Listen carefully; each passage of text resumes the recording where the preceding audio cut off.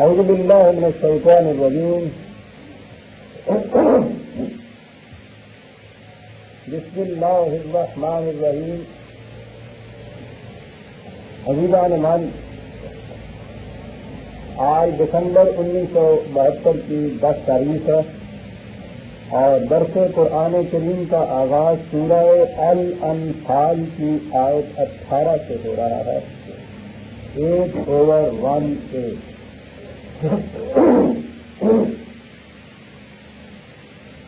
جیسا کہ آپ کو یاد ہوگا،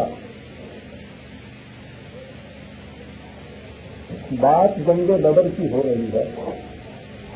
پیچھے سے یہی سلسلہ چلا آ رہا ہے اور یہی اب آگے بھی چلے گا. جیسا کہ میں نے سابقہ درس میں عرض کیا تھا،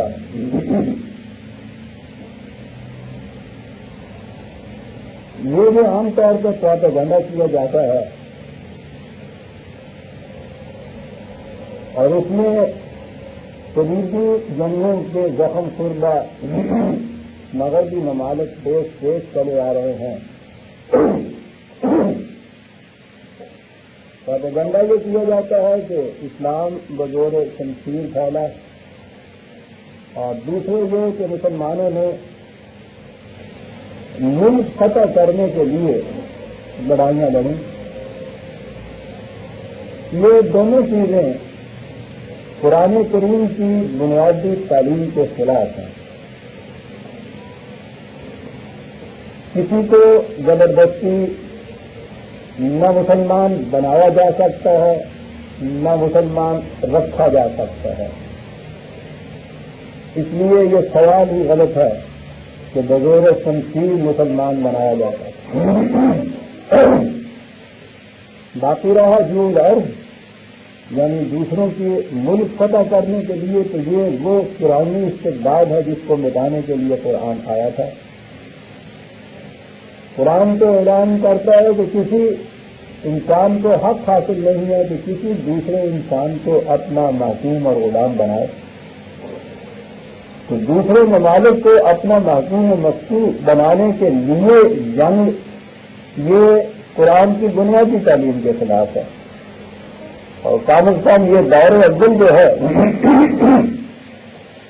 جس کے متعلق قرآن کی شہادت موجود ہے کہ وہ لوگ قرآن کریم کا اتباع کرتے تھے، ان کی ساری زندگی اس کے مطابق گزرتی تھی، تو ان کے متعلق تو یہ تصور بھی نہیں کیا جا سکتا کہ انہوں نے اسلام کو تلوار کے زور سے پھیلانے کے لیے یا دوسرے ممالک کو فتح کرنے کے لیے یہ لڑائیاں لڑی تھیں. اور اس کو سب سے پہلی ترتیب، سب سے پہلی جنگ کے ضمن میں ہو جاتی ہے. سب سے پہلی جنگ یہی جنگ بدر ہے. اور میں سمجھتا ہوں کہ غالباً اسی لیے اس کا ذکر اس طرح بس سے قرآن کریم میں آیا ہے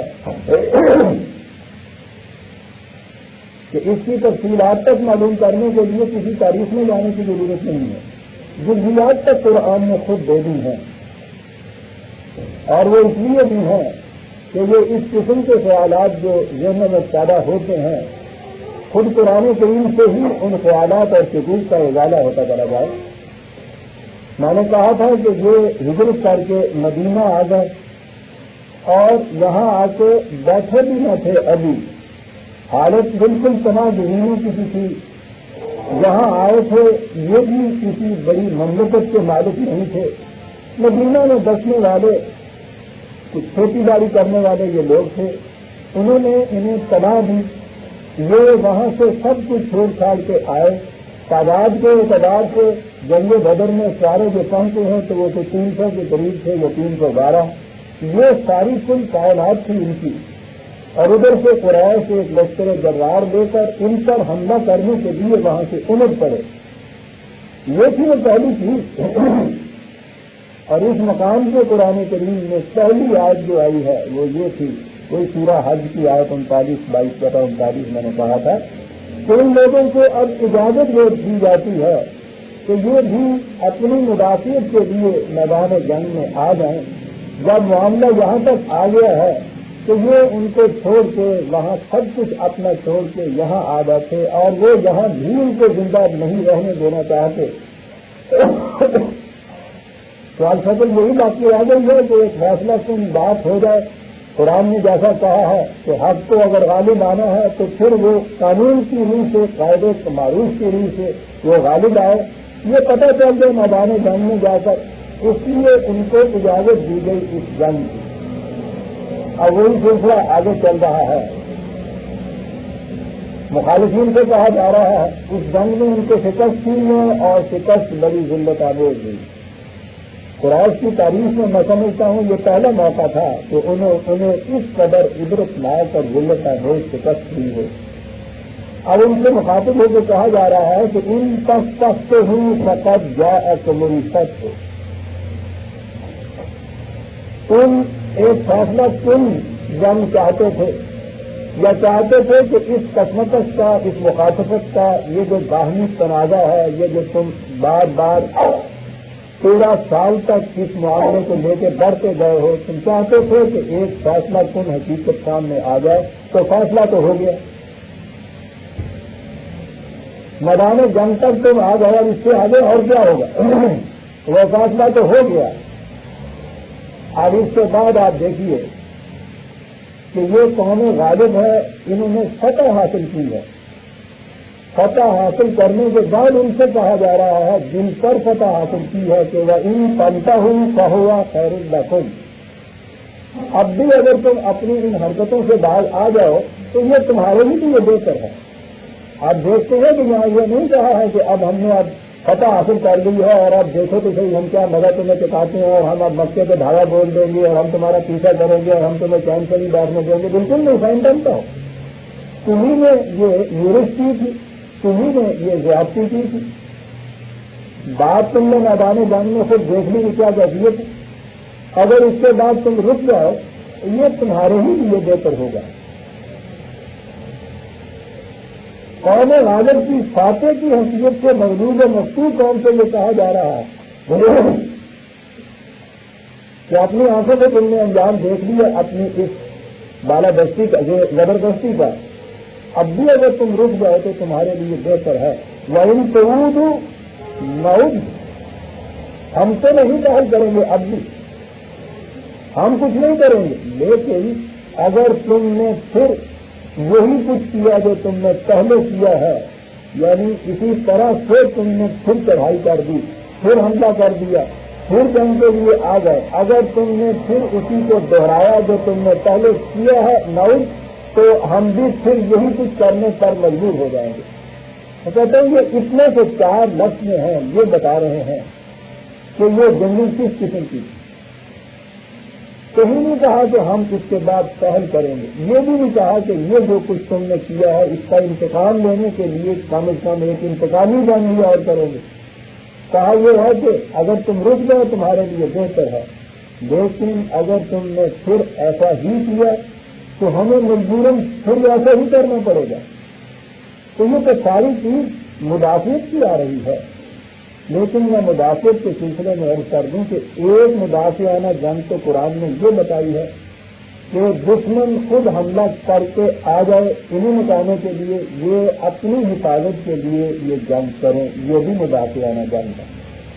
اور اس کے بعد ایک اور ہے مقام جہاں جنگ کی اجازت نہیں دی، جہاں جنگ کی اجازت دی ہے صرف وہاں جنگ کو فریضہ قرار دیا،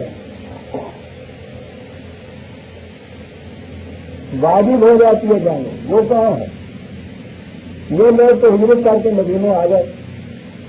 صورت یہ تھی کہ بہت سے بھی مسلمان مکے میں باقی رہ گئے، وہ ہجرت بھی ان کو نہیں کرنے دی تھی، ان لوگوں نے ان کو روک لیا تھا. اکثر یہ بھی تھا کہ مرد یہاں آ گئے، ان کے خاندان والے وہاں رہ گئے، بیویاں رہ گئی، بچے وہاں رہ گئے. اب یہ ان کے ہاتھوں یہاں تو پٹتے تھے اور ان سے بڑے سخت مظالم توڑتے تھے. اس کے متعلق قرآن کریم نے یہ کہا ہے جب ان لوگوں کو مدینے میں کچھ طاقت حاصل ہو گئی تو انہیں یہ کہا ہے کہ قرآن نے کہ اے مسلمانوں تم سنتے نہیں ہو کہ مکے میں رہ جانے والے ضعیف و ناتوان مسلمان ان پر کس قدر مظالم توڑے جا رہے ہیں. وہ فریادیں کر رہے ہیں، بار بار خدا کہتا ہے کہ وہ ہم سے یہ کہہ رہے ہیں کہ یا اللہ ہماری کچھ مدد کر اس ظالم بستی سے ہم کو نکال لے، یا کوئی ہمارا حمایتی اور مددگار مقرر کر دے جو ہماری یہاں حفاظت کر سکے۔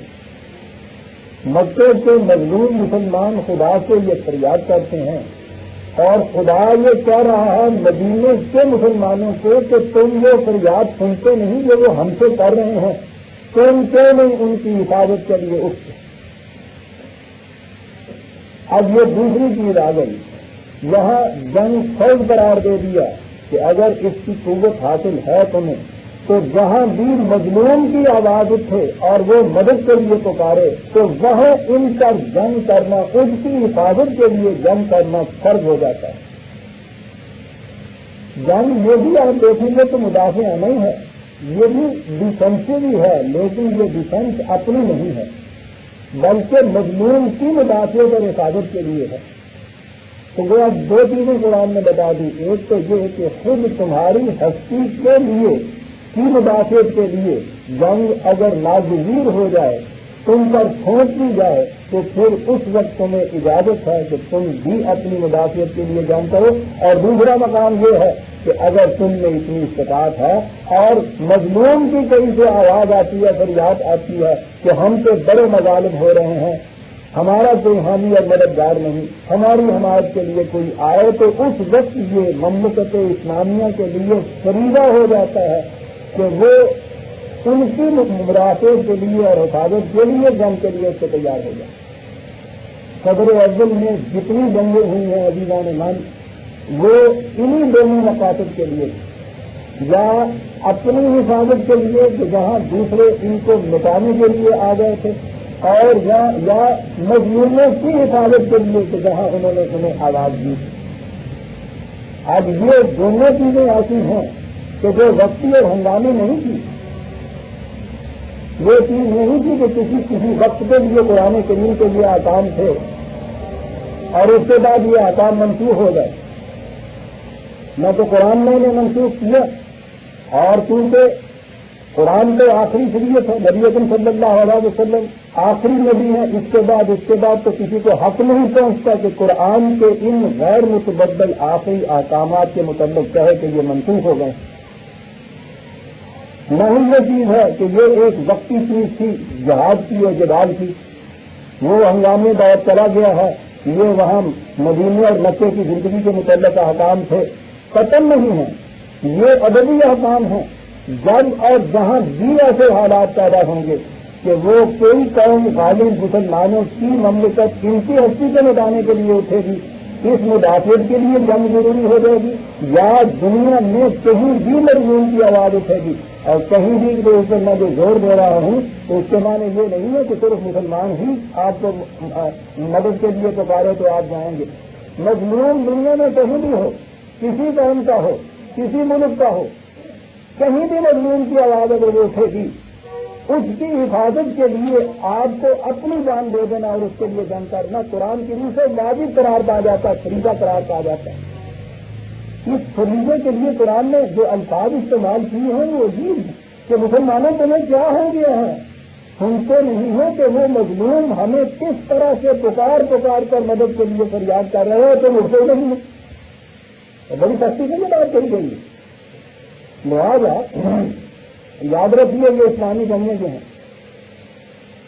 اس کو مدافعانہ آپ کہیں گے، یہ ٹھیک ہے ڈیفینسو ہے، لیکن صرف اس معنی کے اندر کہ یا تو تمہاری ہستی کو مٹانے کے لیے کوئی اس طرح سے زبردستی تم پر آ کے حملہ کرے، یا حملہ نہ بھی کرے تو ایسے حالات پیدا کرے کہ تمہاری اپنی ہستی وقت میں آ گئے، کمزوری میں آ گئے، تجزل میں آ گئے، ایسے حالات بھی اگر پیدا کرے، ضروری نہیں کہ وہ جنگ کے لیے چڑھ دوڑے، ایسے حالات پیدا کرے تو اس کے لیے اپنی حفاظت اور مدافعت کے لیے بھی جنگ کی اجازت ہوگی۔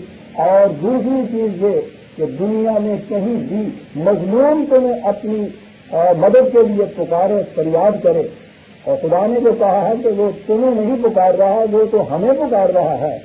اور یہیں سے یہ پتہ چل گیا کہ خدا کو جب کوئی پکارتا ہے تو خدا اس کی مدد کو کیسے پہنچتا ہے۔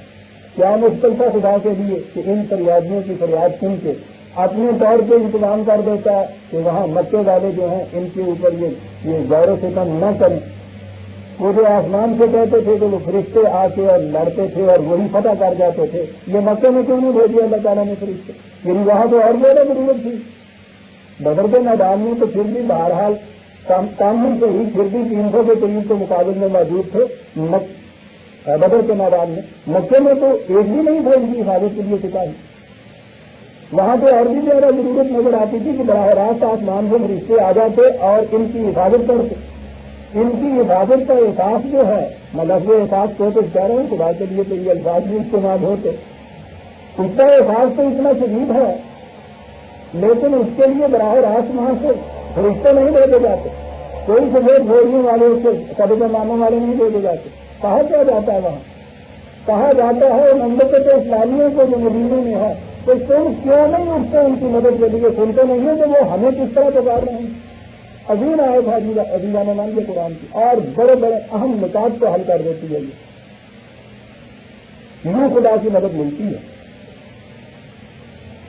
جو خدا کو پکارتا ہے اس پکار کے اوپر خدا کی طرف سے مدد دینے والی ایک جماعت ہونی چاہیے دنیا کے اندر موجود۔ یہ جو روز کہتے ہیں نا کہ صاحب ظالم کا ہاتھ کیوں نہیں خدا روک لیتا ہے، وہ خدا جس قسم کا عادل ہے، چاہتے تو یہی ہے نا کہ مظلوم کے اوپر جو ظلم کرتے ہیں وہ ہاتھ اٹھائے تو ہاتھ وہاں اسی وقت پتھر کا بن جائے، وہ تلوار اٹھائے تو وہ تلوار کنڈ ہو کے رہ جائے۔ خدا کیوں نہیں ایسا کر دیتا؟ یہاں خدا نے بتایا ہے کر سکنے کو تو وہ قادر مطلق ہے، وہ کیا نہیں کر سکتا، لیکن وہ یہ کرتا نہیں ہے، اس کے لیے ایک اس نے نظام بنا رکھا ہے۔ اس نظام کی روح سے یہ ایک امت، یہ ایک جماعت، یہ دنیا میں اس کی موجودگی نہایت ضروری ہے۔ وہ اس قسم کی مظلومیت کے خلاف جو مدد دیتا ہے اس جماعت کے ذریعے سے مدد دیتا ہے۔ جب یہ جماعت دنیا میں نہیں رہتی تو پھر ظلم کو روکنے والا کوئی نہیں رہتا۔ انسانی معاملات کے اندر خدا براہ راست انٹرفیئر نہیں کرتا، اور یہ بڑی چیز ہے عزیزان میں، اتنی بڑے لامتناہی اختیارات کا مالک خدا، یہ سارا کچھ وہ دیکھ بھی رہا ہے۔ یہ بھی ضروری بات ہے کہ اس کو پسند نہیں پسند ہوتا تو مظلوم کی آواز سے یہ کیوں کہتا، وہ اس سے اس کا دل بھی پسندتا ہے۔ پھر میں کوئی عوام میں کہہ رہا ہوں یہ الفاظ خدا کے لیے، دل بھی پسند رہا مظلوم کی فریاد کی، تو سب کچھ کر سکتا ہے۔ اس سے تو ایک کن کرنے سے ساری کائنات وجود میں آ گئی تھی عزیزان مان، جو کیا نہیں کر سکتا تھا وہ پکار رہے ہیں، خود نہیں کچھ کر رہا۔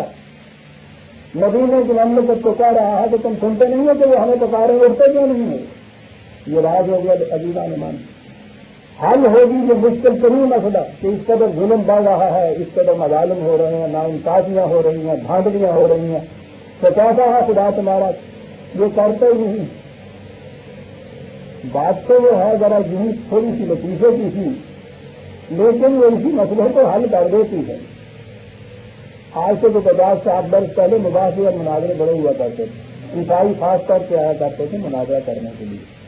اب تک یاد ہے ہمیں وہ مناظرہ، وہ عیسائی نے مسلمان مناظر کے خلاف اعتراض کیا، کہنے لگے تم کہتے ہو ہمارے حبیب خدا کے رسول ہمارے خدا کے محبوب تھے، اس رسول کا محبوب نواسا کربلا کے میدان میں اس طرح سے ظالموں کے ہاتھوں سے شہید ہو گیا، اور تمہارے خدا نے کچھ نہ کیا اس کے لیے، اور تمہارے رسول نے بھی جاگے اپنے خدا سے نہ کہا کہ اس کی مدد تو کون سے۔ میں کہہ رہا ہوں بات یہ لطیفے کی ہے، یہ حقائق میں جو سمجھ لیجیے، لیکن میں کر رہا ہوں کہ کس طرح سے یہ اپروچ تھی اس قسم کی، کہ تمہارے خدا نے کچھ بھی نہ کیا اس کے لیے، تمہارا رسول بھی خدا کے پاس نہیں گیا کہنے کے لیے۔ اس نے اس سے کہا مناظر نے کہ رسول ہمارا گیا تھا خدا کے پاس، اس نے جا کے کہا تھا کہ تم دیکھ نہیں رہے ہو میرا اتنا عزیز نواسا ہے اور ظالموں کے ہاتھوں سے اس طرح سے یہ ہو رہا ہے، تم اس کی مدد کو نہیں پہنچ رہے۔ تو اس نے خدا نے آنکھوں سے پھر رومال اٹھایا تو دیکھا وہ رو رہا تھا۔ انہوں نے کہا کیا بات ہے؟ کہنے لگے کہ میرے اکلوتے بیٹے بھی اگلے نے پھانسی کو ریل دیا نہیں، کچھ نہیں کیا، تم نواسے کو پکار رہے ہو۔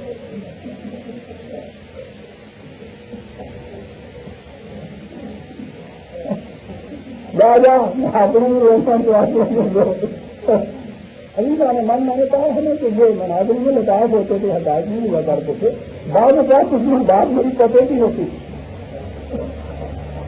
جب میں اپنے بیٹے کے سامنے گورنمنٹ کے انٹرفیئر کرتا ہے، میں اپنے محبوب کے نوازے پہ کرتا سلسلہ کائنات کو جیب میں لانے کے بعد قوانین بنا دیے، اصول دے دیے، اب اس کے اندر وہ قطعاً انٹرفیئر نہیں کرتا، اور یہی اس کی خدائی ہے۔ اصل خدا ہونا چاہیے بتا۔ یہ جو چیز ہے کہ وہ مظلوم مکے کے دہائی دے رہے ہیں، تم نہیں پہنچتے، کیوں نہیں پہنچتے ان کی مدد کے لیے؟ یہ ہے سارا راز عزیزہ نما۔ دنیا سے اگر آپ نے مظالم، ستم، غور، استبداد، دھاندلیاں مٹانی ہیں تو اس کے لیے ایک جماعت موجود رہنی چاہیے کہ جہاں سے مظلوم کی فریاد اٹھے وہاں جا کے سینہ سفر کھڑے ہو جائے۔ اور پھر میں نے جو یہ کہا ہے کہ وہ کسی قوم کا ہو، کسی مدد کا ہو، یہ میرا اجتہاد، جو میری دلیل نہیں ہے۔ آپ نے دیکھا تھا پہلی آج یہاں جنگ کی اجازت دی گئی ہے، اس جنگ کی اجازت میں یہ کہا تھا کہ وَلَوْلَا دَفَعَ اللَّهُ النَّاسَ بَعْضَهُم بِبَعْضٍ، اگر خدا ایسا انتظام نہ کرے دنیا میں کہ ایک جماعت کے ہاتھوں دوسری جماعت کی مدافعت کرے، اگر وہ ایسا انتظام نہ کرے دنیا میں تو نہ ہندوؤں کا مندر باقی رہے، نہ یہودیوں کا گرجا باقی رہے، نہ عیسائیوں کا گرجا، نہ یہودیوں کا صومعہ، نہ مجوسیوں کا آتش زدہ، نہ مسلمانوں کی مسجد۔ تو یہ جو چیز ہے نا کہ وہ یہودیوں اور عیسائیوں کے معبدوں اور مجوسیوں کے معبدوں کی حفاظت کے لیے بھی وہ کہتا ہے کہ یہ انتظام ہے۔ اس سے میں نے کہا تھا کہ مظلوم کی آواز کہیں سے آئے، اور پھر میں کرتا ہوں جیسا میں نے پچھلی دفعہ بھی کہا تھا، مذاہب عالم کی ساری کتابیں آپ کے پاس موجود ہیں، کام از کم میری نظر سے تو وہ ساری جگہ کی ہوئی ہیں۔ کسی ایک کتاب میں آپ اس کے مطابق ایک آیت بتائیے کہ خدا واحد جو اپنی توحید کی تعلیم دے رہا ہے وہ توحید پرستوں سے کہہ رہا ہے کہ ان بت پرستوں کے بت پدے کو بھی ڈھانے کے لیے کوئی آئے تو جان دے دو اس کو بچانے کے لیے۔ اللہ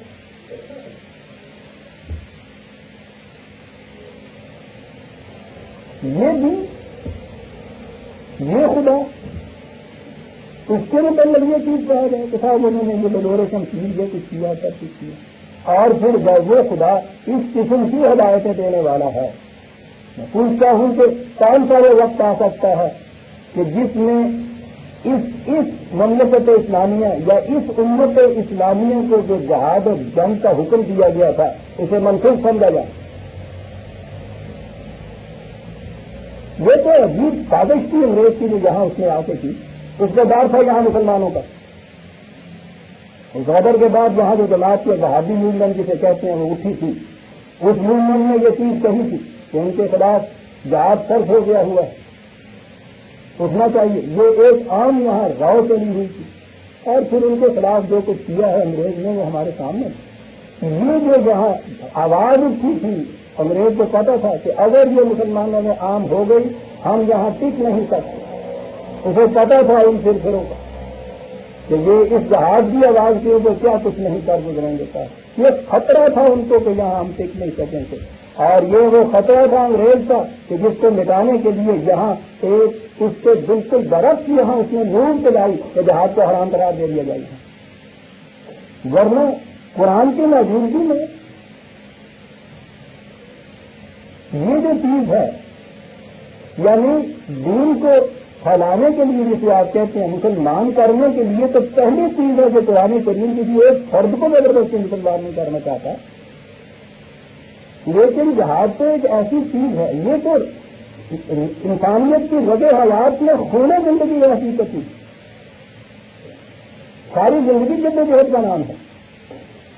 اسی کے اندر ایک مکان ایسا آ جاتا ہے جہاں بلند اقدار اور حق کی حفاظت کے لیے جان دے دینا یہ فرض کا حساب آ جاتا ہے، اور جسے حق کی حفاظت کہا ہے مظلوم کی حفاظت ہے، اس کے معنی بھی سب سے پہلی چیز مظلوم کی حفاظت، کہیں سے اس کی آواز آئے اس کے لیے جان دے دینا، اس کی جنگ کرنا، یہ ہے مسلمان کا طریقہ۔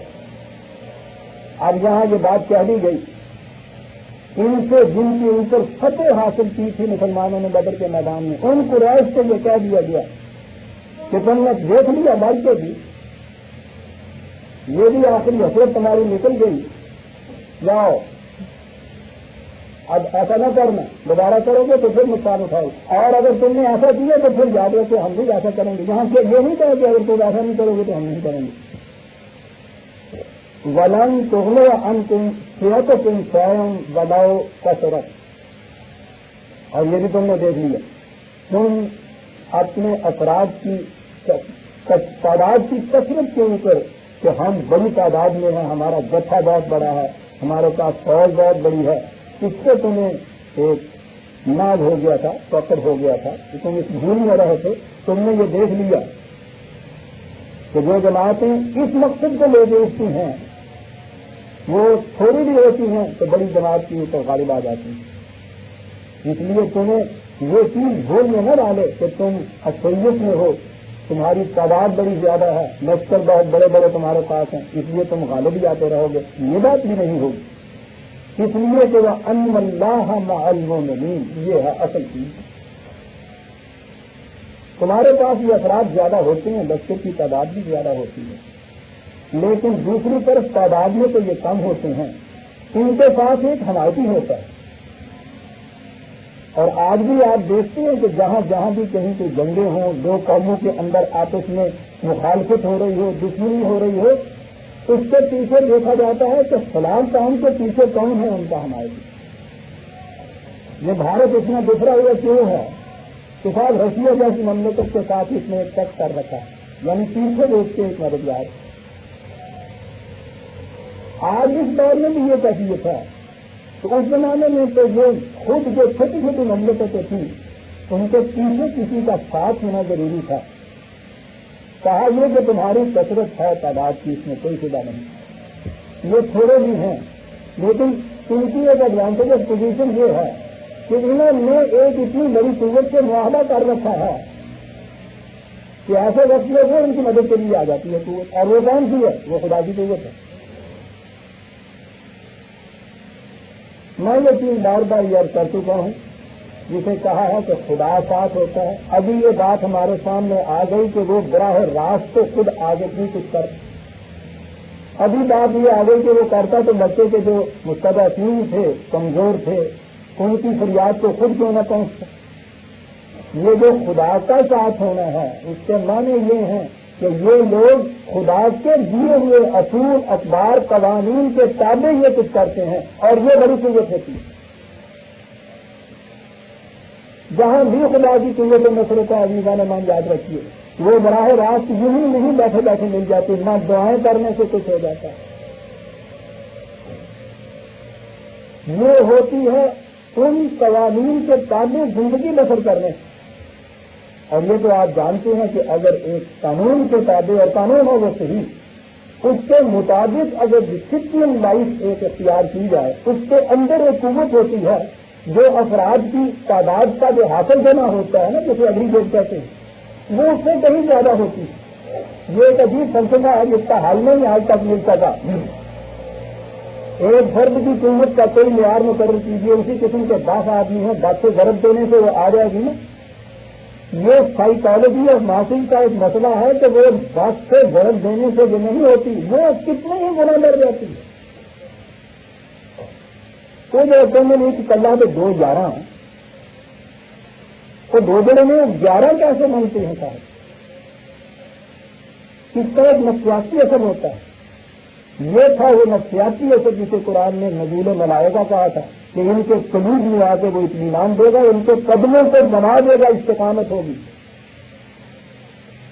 غلام مقدار تو بڑی چیز ہے، چھوٹے پیمانے پہ بھی قاعدے قانون اور ڈسپلن کے مطابق زندگی بسر کرنے کی قوت اب بھی ہم سول کی لائف میں اور ملٹری کی لائف میں دیکھ لیتے ہیں۔ ہمارے یہاں ہجوم ہوتا ہے، ان کے مقابلے میں ان کی ایک ٹکری کری آ رہی ہے فرش کے اوپر، وہ ایک خاص قاعدے سے لیفٹ رائٹ کرتی ہوئی، ان کے اندر ایک ہم آہنگی ہوتی ہے ساتھ، اس ہم آہنگی کا ایک حال بیٹھ جاتا ہے سننے والوں کے اوپر، اور پھر جس وقت وہ اپنے خاص ڈسپلن کے تابع اپنے یہاں نقل و حرکت کرتے ہیں، مقابلے میں آتے ہیں، یہ ہجوم جو آپ کے سامنے بھیڑے بن کے بھاگ جاتا ہے سامنے سے، تعداد کے اعتبار سے تو یہ 10 گنا زیادہ ہوتا ہے، 100 گنا زیادہ ہوتا ہے۔ وہ 10 آدمی آگے کیونکہ کو آگے لگا دیتے ہیں۔ یہ ہے قاعدہ اور قانون، اور ابھی میں نے عرض کیا کہ یہ تو ابھی صرف فزیکل ڈسپلن کی بات ہے۔ وہ قانون کے اندر اگر وہ چیز ہم آہنگی کی پیدا ہو جائے اور اس بلند مقصد کے لیے جان دینے میں وہ حیات ابدی سمجھ لیں. اس قسم کے 10 آدمی جو ہے یقیناً صاحب کے اوپر بھاری ہو جائیں. یہ ہے وَأَنَّ اللَّهَ مَعَ الْمُؤْمِنِينَ. اور یہ تھی وہ 3 عزیزان مان ہم تو نہیں آج سمجھے، اس دور کے مشرکین اور کفار کیسے سمجھے تھے اس بات کو. حیرت ہوتی ہے. ایران فتح ہوا، اس کا سب سے بڑا گورنر ہرمزان کابلہ حضرت عمر کے سامنے آ گیا. کیا دیجیے اس کو تفصیل میں نہیں جانا چاہتا. یہ وہاں کا تفصیلوں کا سلسلہ تھا، اس سے بھی زیادہ یہ زبردست تھا. یہ تھا اس کی شکست کے بعد بھی جو لڑتا رہا تھا. اس حالت میں یہ آیا کابلہ نے.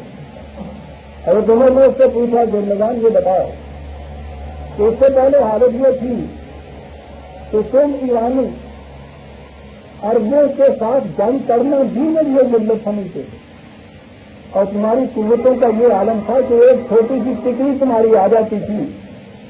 یہ عرب بیچارے کھڑے نہیں ہو سکتے تھے تمہارے سامنے. کبھی ہوا ہی نہیں ہے کہ تمہیں شکست ہو جائے. یہ اب کیا ہو گیا کہ اتنی بڑی تمہاری مملکت، اتنی بڑی سلطنت، اتنے سارے سامان، اتنا اسلحہ، اتنی سپاہ، یہ تو پھر یہی تھوڑے سے تھے. اور یہ جو گئے ہیں یہ مارتے مارتے سارا مملکت ایران کی ساری مملکت فتح کر دیں گے. کی اس سے پوچھ کہ ہرمزان یہ بات کیا ہے کہ یہ تبدیلی کیوں آئی؟ عزیزان ایمان الفاظ یہ سن لیجیے ان اللہ مع المؤمنین. یہ یاد رکھیے گا لفظ کہ مومنوں کے ساتھ اللہ ہوتا ہے. ہرمزان نے کہا کہ عمر بات بڑی صاف کی ہے. اس سے پہلے جب جنگ ہوتی تھی تو ایک طرف ایرانی ہوتے تھے، ایک طرف عرب، تم لوگ عرب ہوتے تھے. تو قوموں کے اندر یہ جنگ ہوتی تھی. ہمارے پاس یہ سب کچھ زیادہ تھا، مار لیتے تھے. اب جو جنگ ہوتی ہے تو ایک طرف تنہا ایرانی ہوتا ہے، دوسری طرف عرب اور ان کا خدا ان کے ساتھ ہوتا ہے. عربوں کو تو ہم مار سکتے ہیں، ان کے خدا کو تو ہم مار. اللہ ان اللہ مع المؤمنین. اس شخص نے کہا ہوگا صاحب عربی زبان میں ہم 2 11 مان گئے کہ کلا نہیں رہے. یہ تھا جو اس نے جواب دیا تھا. وہ لوگ تھے جو اس کی تہ تک پہنچے تھے کہ اب ہم نے شکست پہ شکست کرنے فتح پہ فتح کیوں ہو رہی ہے. اضافہ اتنا ہی تھا ہوگا عزیزان مان. اور اس کے بعد پھر اگلی بات آج آ گئی کہ روز کا رونا جو ہمیں یہ ہو رہا ہے کہ اتنا کچھ، اتنی تعداد ہماری 70 کروڑ، مراکز سے لے کے انڈونیشیا تک ایک بحر مباد ہمارا جغرافیائی پوزیشن ایسی جو کسی قوم کو اور دنیا میں حاصل نہیں ہے. یہ سب کچھ ہوتے ہوئے جہاں کہیں 2 مسلمان اس دنیا میں ملتے ہیں وہ اپنی حالت کا رونا روتے ہیں. یہ کیا ہوا ہے؟ ہوا یہ ہے کہ ان اللہ مع المؤمنین، ان کے ساتھ خدا نہیں رہا. تبھی قوتیں ان لوگوں نے زیادہ حاصل کر لی. تفسیر فطرت سے تفسیر کائنات یہ کچھ انہوں نے کیا نہیں. ان کے ملا نے ان کو خراب کی خاطر آخرت کے اوپر لگا ہے، ان کی رکھی دنیا کو ذلیل ان کو قرار دیا، مردار قرار دیا، یہاں سے نفرت بنائی. اس کو 1000 سال کی یہ تعلیم یہ سازش ہوتی چلی آ رہی ہے. وقت آیا تو کبھی میں اس سازش کی تاریخ آپ کے سامنے پیش کروں گا.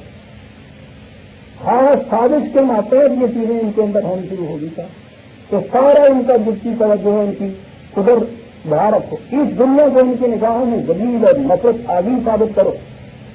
بڑا گہرا اثر ہوتا ہے نفسیاتی ان چیزوں کا ہے. اور دوسری قومیں جو ہے وہ چاند تک قبلے ڈال رہی ہیں. یہ آج تک یہی ان کو سمجھایا جاتا رہا کہ انہیں کے اشارے سے چاند 2 ٹکڑے ہو گیا. یہ کیا اور وہ جو ان کے ساتھ خدا ہوتا تھے تو اس کے بعد خدا تو باقی نہ رہے. یعنی کہ مکان آدم سے ہی نہیں رہے، ملائکہ ان کے سامنے نہیں جھک رہے تو خدا ان کا ساتھ کیا دے. میں کہہ یہ رہا تھا کہ راز یہ تھا ان کا وَأَنَّ اللَّهَ مَعَ الْمُؤْمِنِينَ.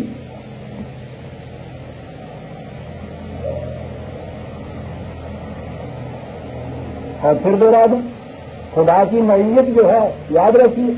یہ تصور آپ کے یہاں کے مقربین کے، مامورین کے، یہ ساری فہرست کے تابع آئے ہوئے ہیں. ساتھ مع المؤمنین، جماعت مومنین کے ساتھ خدا ہوتا ہے. اور خدا کا ہونا یہ ہے کہ وہ اپنا نظام خدا کی کتاب کے مطابق کام کرے. ہم رکھیے عزیزان مان پتہ نہیں زندگی میں یہ وقت ہے یا نہیں. ایک ہی بات ہے خدا کے ساتھ ہمارے تعلق کی، آپ ایک ہی چیز ہے خدا کے اطاعت کی، ایک ہی چیز ہے خدا کے ساتھ ہونے کی، وہ صرف اس کی کتاب ہے قرآن کریم. کوئی براہ راست تعلق خدا کے ساتھ اور نہیں اس کے کلام کے ساتھ. جو ہم سے باتیں کرتا ہے اس لیے اس نے اس کو کلام اللہ کہا ہے، اسی میں وہ اپنی ہدایتیں دیتا ہے، اسی قانون کے تابع زندگی بسر کرنا سکھاتا ہے. جو اس کے مطابق کرتی ہیں اس کے ساتھ وہ ہوتا ہے.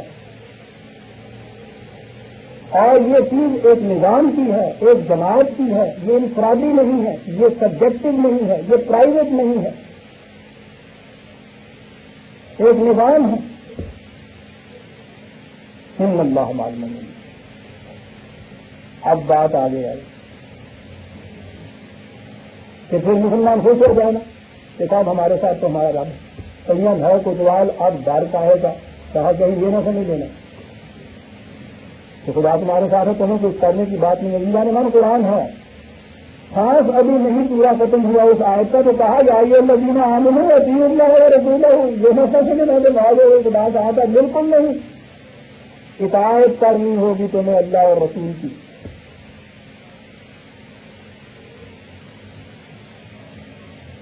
سوچا آپ نے کس طرح خدا ساتھ ہوتا ہے. اب یہاں سے پھر ایک سازش یہ اطاعت کس طرح سے. انہوں نے کہا کہ صاحب ٹھیک ہے دیکھیے نا، ایک اللہ کی اطاعت ہے، ایک رسول کی اطاعت ہے، دو اطاعتیں ہو گئی. اللہ کی اطاعت جو ہے ٹھیک ہے جی وہ تو قرآن کی سے ہے، یہ تو ہوا کچھ 386 لکھا جاتا ہے. ہم لوگ نیچے 300 سال کے بعد آ کے یہ روایات کے ڈھیر لگے تھے اور اس کے بعد کہا گیا کہ رسول کی اطاعت جو ہے وہ ان روایات کے ذریعے، کیونکہ قرآن میں اللہ اور رسول کی اطاعت ہے.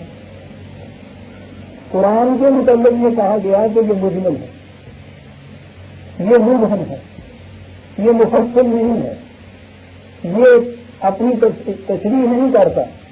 یہ سارے اس کی تفسیر، اس کی تشریح، اس کی تفصیل، اس پہ عمل، وہ سارے کا سارا ان روایات کی روح سے ہوگا. قرآن تو ہو گیا معطل. اب ان کے متعلق یہ صورت کہ جس سے جی میں جو آیا اس نے قال رسول قال اللہ قال رسول کہا، اور اس کے بعد ایک عربی کا فکرہ اور اس کا نام کہہ دیا کہ رسول اللہ صلی اللہ علیہ وسلم کی حدیث. عقیدہ نے وہ کون سا مسلمان ہے جو حضور کی حدیث سے کوئی انکار کرے یا اس کے متعلق دل میں ذرا سا فائدہ بھی گزرے. مطلب یہ ہے کہ جسے کہا جاتا ہے یہ حضور کی حدیث ہے، وہ حضور کی نہیں ہوتی، حضور کی طرف منسوخ کیا ہوا ایک قول ہوتا ہے. 200-250 سال کے بعد جا کر یہ چیزیں جو کٹھی کی کہا منسوخ کر دیا رسول اللہ کی طرف. اب ان کے اندر جو جسے کہا جاتا ہے یہ ساری جو میں نے ابھی عرض کی ہے کہ دنیا ایک لاش ہے، اس کا چاہنے والے کتے ہیں. مومن کی زندگی اس دنیا میں ایسے ہے جیسے قید خانے میں وہ رہتا ہے. یہ دنیا ساری قابل نفرت ہے، کفار کے لیے ہے، مومن کے لیے نہیں ہے. یہ سب کچھ ان کے اندر ہے، ان حدیث کی طرف جو رسول اللہ کی طرف منسوخ کی گئی. یہ تعلیم شروع ہو گئی وہاں پہ. اس کے بعد یہ صورت صاحب کے خلاف چیزیں اس کے لیے اتنے نسل پڑی ہے، اتنی نیاز بھی ہوئی ہے. یہ ساری نگاہیں اس دنیا سے ہٹا کے آپ کی تصوراتی دنیا کے اندر لے جائی گئی. یہ ساری دنیا، یہ کائنات اتنی حسین و جمیل، اس کو قابل نفرت بنا دیے. ان کو تو کفار کے لیے چھوڑ دی. یہ کفار کا حصہ ہے. یہ ہے وہ روایات جس کے روح سے یہ ساری تعلیم آپ تک آ رہی ہے. اور آپ کے لیے یہ کہا دیا کہ ٹھیک ہے آپ جنت میں آ رہے.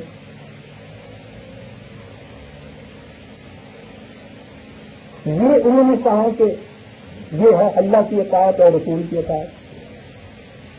سارے قرآن میں عزیزان ایمان ایک چیز ہے جو بڑی نقطے کی ہے، تو مشکل تو ہے لیکن بات کو سمجھ میں آ جائے تو کیا.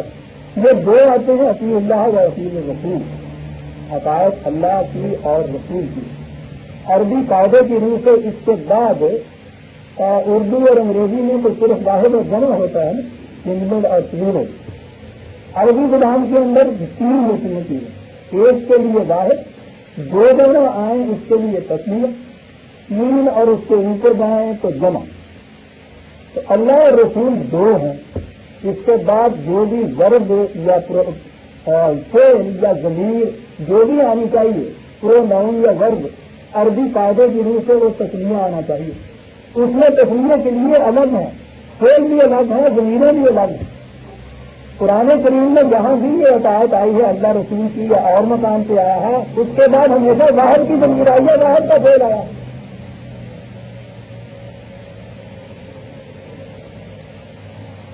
یہ کیا ایک چیز ہے جس کی عطایت ہے، جس کے ساتھ احتسام ہے؟ یہ ہے جسے آپ دین کہتے ہیں، جسے نظام مملکت آپ کہتے ہیں۔ یہ ہے وہ عطایت، خدا کی عطایت اس نظام کی روح سے جو رسول اللہ صلی اللہ علیہ وسلم نے متعین فرمایا۔ یہ ہوئی اللہ اور رسول کی عطایت۔ سوال ہوا کہ رسول اللہ صلی اللہ علیہ وسلم کے بعد سے یہاں سے وہ سوال پیدا ہوا تھا نا کہ حضور کی عطایت کیسے کی جائے، حضور کو تشریف لے گئے اس دنیا سے، جہاں وہ روایات کی ضرورت انہوں نے کہی، قرآن نے اس کا حل دے دیا۔ لا محمد اللہ رسول کا خلق من قبلہ الرسل، خدا نے خود اس کو انڈیکیٹ کر دیا تھا کہ یہ بات پیدا ہوگی کہ رسول اللہ صلی اللہ علیہ وسلم کی وفات کے بعد کیسے عطایت کی جائے تھے۔ صحابہ حضور اللہ کے رسول ہیں، اس سے پہلے کئی رسول آئے، اپنے اپنے وقت پہ اپنا مشن پورا کر کے وہ چلے گئے۔ کیا کل کو اگر افہم ماتا اور قتل انقلبتم علی اعقابکم، اگر کل کو یہ مر جائے یا کل کو قتل کر دیا جائے تو پھر تم یہ کہو گے کہ وہ جس کی اطاعت ہم نے کرنی تھی وہ تو نہیں رہا ہے، تو بھی چلو اب ہم پچھلے اپنے نظام پہ چلے جائیں؟ نہیں، یہ تھی جس کی صحیح تفسیر و تشریح حضور کے سب سے پہلے جانشین صدیق اکبر نے اس وقت جب ابھی حضور اس حیات عرضی سے آخری سانس ختم ہونے کے بعد جسد مبارک بھی ابھی رکھا تھا کہ جس وقت حضرت ابوبکر صدیق نے مسجد کے اندر اس کا اعلان کیا تھا کہ جب لوگ تڑپ رہے تھے اس بات سے کہ رسول اللہ صلی اللہ علیہ وسلم وفات پا گئے، اب کیا ہوگا؟ میں سمجھتا ہوں کہ اسی سے نظر آتا ہے کہ کس قدر صحیح جانشینی کا فیصلہ کیا تھا۔ یہی شخصیت ہو سکتی تھی ایسے وقت قرآن کے اندر یہ بات اٹھ کے کہے ان لوگوں سے کہ لوگوں یہ قرآن کس قسم کا ہے؟ یاد رکھو، تم میں سے جو شخص محمد کو اپنا معبود بنائے ہوئے تھا وہ رونے جی بھر کے روئے عمر قیامت تک روتا رہے کہ اس کا معبود مر گیا، اور جس نے خدا کو اپنا معبود بنایا تھا اس کے لیے رونے کا کوئی مقام نہیں، وہ حی قیوم ہے، قیامت تک زندہ رہے گا۔ اور اس کے بعد آپ نے یہ آیت پڑھی تھی وما محمد الا رسول قد خلت من قبلہ الرسل، آنکھیں کھل گئی۔ صحابہ کہتے ہیں ایک فکرے بات سمجھ میں آ گئی، نے کہا کہ حضور نے جو نظام مقرر کیا تھا وہ نظام اسی طرح سے چلے گا۔ یہ جو اعتراض کیا جاتا ہے کہ صاحب یہ حضور کی لاش مبارک ابھی باہر پڑی تھی اور ان لوگوں کو خلافت کی پڑ گئی اور چلے گئے اپنے لیے سلطنت بتانے کے لیے، کیا کہا جائے ان اعتراضوں کے متعلق؟ کہتے ہیں جب یہ چیزیں سامنے آتی ہیں واقعی آنکھوں میں چمک پیدا ہو جاتی ہے کہ یہ لوگ کس قدر صحیح سمجھے تھے نظام کو۔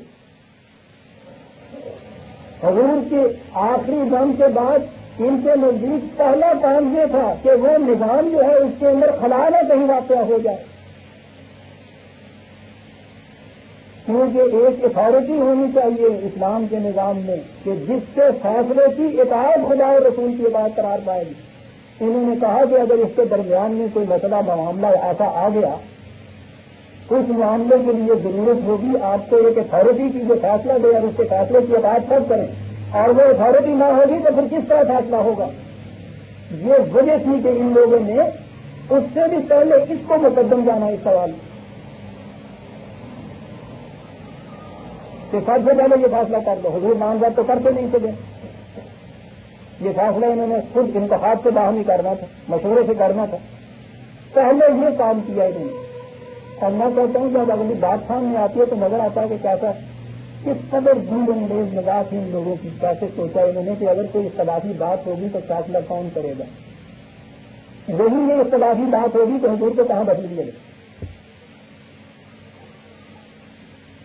ہمارے یہاں تو یہ عام جنازہ سے بھی ہوتا ہے، قبر کے پرانے کھڑے ہو گئی، اس قسم کی جمہوریت ناشتی ہے، وہاں مردے کو دفن ہی نہیں ہونے دیتے، تارا درکار ہے اور نہیں ہے تارا درکار اور بند پھوڑ نہیں ہے بند رکھ رہے ہیں گلاب پہلے چھڑک نہیں ہے نمرے چھڑکے ہاں دل کھڑے ہوئی ہے کیونکہ چیزیں وہاں آزادی افطار ہوتی ہیں وہ مردے والے بیچارے سوگوار ہوتے ہیں وہ تو اس میں کچھ کہہ نہیں سکتے. اب جہاں ہر ایک کی یہ حریت فکر جو ہے اس کی نمود ہوتی ہے ساتھ وہ مردے میں گھر جاری نہیں دیتے بیچارے میں.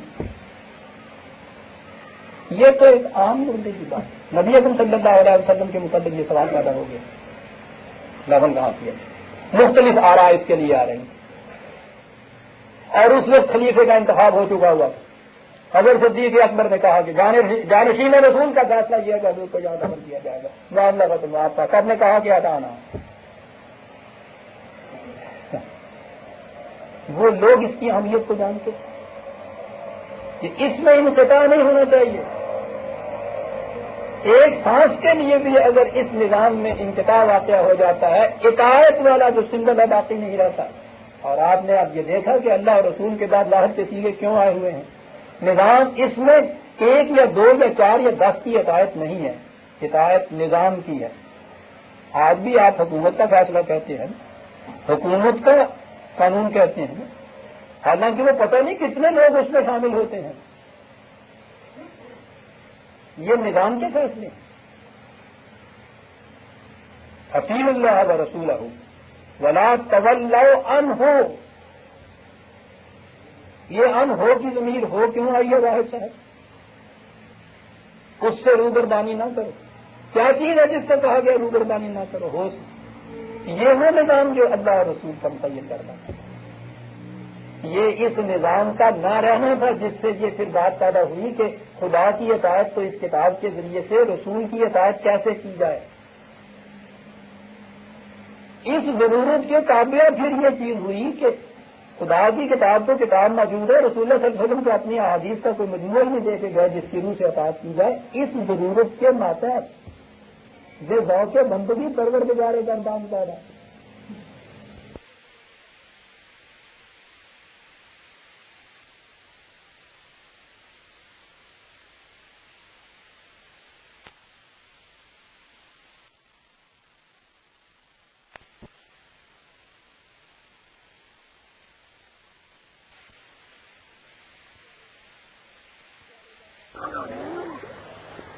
گردان پیدا اس ضرورت کے تابع پھر انہوں نے یہ چیز کی. ورنہ عزیزہ نے من کبھی سوچیے خالی حسین ہو پائے. سب سے بہترین موقع جو تھا حضور کی ان احادیث مبارکہ کا اکٹھا کرنا حضور کے جانشین کا کام. یہ سارے صحابی اس زمانے میں حضور کے کنٹمپریری موجود تھے. تو یہ کیا چیز ہے کہ خلافت راشدہ آپ کے ہاں قائم رہتی ہے اتنا عرصہ. ان میں سے کسی نے اتنا نہیں کیا ہے کہ ایک چھوٹا سا مجموعہ یا حدیث کا بنا کے جمع کر کے دے دے. اس سے بڑی اتھینٹیکیٹڈ کتاب کوئی اور ہو سکتی اس سے زیادہ مستند کوئی مجموعہ اور ہو سکتا تھا. حضور کے ساتھی موجود تھے. خلافت راشدہ نے نہیں کیا. پورے صحابہ کے دور میں کسی نے نہیں کی. یہ اور طرف چیزیں ہیں. جب بعد میں آ کے یہ چیز اتنا کہنے والے کیا دیا منکر حدیثہ منکر شانے کو سالوں سے حدیثہ نے مان یہ اور طرف چیز ہے. اطاعت اگر اس طرح سے یوں ہونی تھی قیامت تک کے لیے سب سے پہلے نبی اکرم صلی اللہ علیہ وسلم کے اوپر فرض تھا بعضیت رسول ہونے کی کہ قرآن کے ساتھ کوئی اس قسم کی چیز دوسری بھی اگر تھی تو وہ دے کے جاتے کیونکہ اس کے بعد تو کسی نبی نے نہیں آنا تھا. اس چیز کو امت کے اوپر چھوڑ آپ نے نہیں دیا تو خلافت راشدہ کا کام. جنہوں نے قرآن کی اشاعت یہ تھی کہ امام ابن حزم کے قول کے مطابق حضرت عمر کے زمانے میں کم از کم 1,00,000 نسخہ مملکت میں موجود تھا قرآن کریم کا.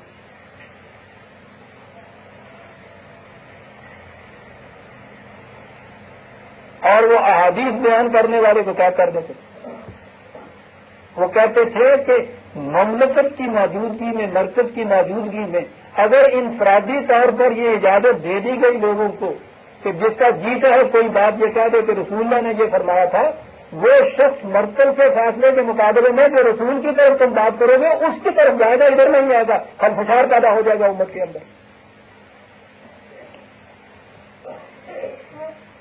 ایک مملکت اسٹیبلش بائی لا کے اندر تو عزیزہ نے من کسی کسی کو ایسی اتھارٹی جو حکومت کی طرف سے نہ ہو اس کو اس لا کی انٹرپریٹیشن کی بھی اجازت نہیں دی جا سکتی. غور فرمایا آپ نے جو میں نے کہا حکومت کے قانون کی تعدیل کے لیے بھی انفرادی طور پر اجازت نہیں دی جا سکتی. وہ بھی حکومت کی مقرر کردہ ایجنسی ہوتی ہے جسے آپ کورٹ کہتے ہیں. اس کی انٹرپریٹیشن مستند قرار پاتی ہے, افراد کی نہیں. یہ وجہ تھی کہ جب تک یہ نظام قائم تھا انہوں نے اس کی قطعی اجازت نہیں دی. باقی رہے یہ کنٹینیوٹی تسلسل اس کا, تو تسلسل تو نظام اور حکومت کا ہوتا ہے. جو فیصلے حکومت کے سپرسیڈ نہیں ہو جاتے, جس کو حکومت خود منسوخ نہیں کر دیتی, وہ 100 سال تک قائم رہتے. خود ہی عدالتیں آپ کی جن فیصلوں کو منسوخ نہیں کرتی. تو آپ نے دیکھا نا کوڈ کیا ہوا ہوتا ہے وہ LD 1895 فلاں مدراس ورسز فلاں اور فلاں. وہ کیا ہوتا ہے؟ ایک کوڈ کا ایسا فیصلہ کہ جو نہ معطل ہوا نہ منسوخ ہوا, وہ اس وقت تک جو ہے برقرار رہتا ہے, وہ اتھارٹی ہوتا ہے. لیکن اس کے باہر کتنا ہی بڑا کوئی مقدم کیوں نہ ہو, وہی جج ریٹائر ہو کے جب باہر آ کے بیٹھ جائے اس کی کوئی حیثیت باقی نہیں رہتی. یہ تھا وہ نظام جو دیا تھا قرآن نے. یہ جتنا خلفشار امت کے اندر پیدا ہوا ہے یہ سارا اس نظام کے نہ ہونے کی وجہ سے ہوا. انفرادی طور پر ان کی ضرورت پڑی, پھر انفرادی فقہا کی ضرورت پڑی, پھر مجتہدین کی ضرورت پڑی. کوئی قانون بنانے والے فقیہ بیٹھے, کوئی اجتہاد کرنے والے مجتہد بیٹھے, کوئی مفسر بیٹھے, کوئی محدث آ گئے, کوئی خدا کی طرف سے آنے والے اترنے شروع ہو گئے. یہ ساری چیز کیوں نہ بینند حقیقت رہے افسانہ زمان. حقیقت وہی تھی, نظام. اب دین نظام کا نام ہے عزیزان ایمان. اسلام انفرادی چیز نہیں ہے, یاد رکھیے, یہ مذہب نہیں ہے, یہ دین ہے. کبھی آپ کے ہاں وہ صورت پھر پیدا نہیں ہو سکتی جس کو یاد کر کے آج آپ دنیا کے سامنے فخر کا نام لیتے ہیں, جن کا تصور ہمارے لیے ایمان کی مثال بنتا ہے صدر اول کا. کبھی نہیں آ سکتا کاغذ سے کہ آپ اسلام کو مذہب کی حساب سے نکال کے اب دین میں نہ لے جائیں گے, نظام نہ اس کو قائم کریں گے. آپ اپنی مملکت اور نظام کے بغیر اسلام اب دین نہیں بن سکتا. ولا تولوا عنہ, اس سے روگردانی نہ کرنا عنہ. اور اگلی بات میں تو معاملہ صاف کروں, وانتم تسمعون, بہرحال ہے کہ تم سن رہے ہو کہ کیا حکم دیا جا رہا ہے. یہ عزیزان ایمان اور بات آ گئی. اطاعت جو ہے اس کی جا سکتی ہے جس کی بات سنی جا سکتی. وانتم تسمعون, اسی لیے قرآن کریم نے سمیعنا و اطعنا کہا ہے جہاں کہ ہم نے سن لیے اور ہم اطاعت کرتے ہیں. ہمارے ہاں تو یہ پھر صورت نہیں ہے, نقشہ ہی بگڑا ہوا ہے. میں نے کہا مجھے بار بار پھر آنا پڑتا ہے ابھی تک ملٹری کی طرف. اللہ تعالیٰ ان کے اس نظام کو قائم رکھے کہ ان کے صدقے میں آج بھی ہم کچھ چین کے نیند سو جاتے ہیں. ان میں نہ کہیں یہ اب آ جاتی ہم میں آئی ہوئی ہے. وہاں آرمی کا جو آرڈر آتا ہے, لکھا ہوا آرڈر, پتہ نہیں کہاں سے وہ چلا ہوا ہوتا ہے, کہاں آتا ہے. لیکن جب وہ جن سے وہ آرڈر منوانا ہوتا ہے ان کو وہ صرف لکھا ہوا نہیں دیتے, سامنے کھڑا کر کے وہاں بولتے ہیں, پوچھتے ہیں, سن لیا ہے, سن لیا ہے, جاؤ عطایت کرو. آرڈر آف دی ڈے جو ہے صبح سنایا جاتا ہے. 1400 سال تک وہ کہتا ہے وانتم تسمعون.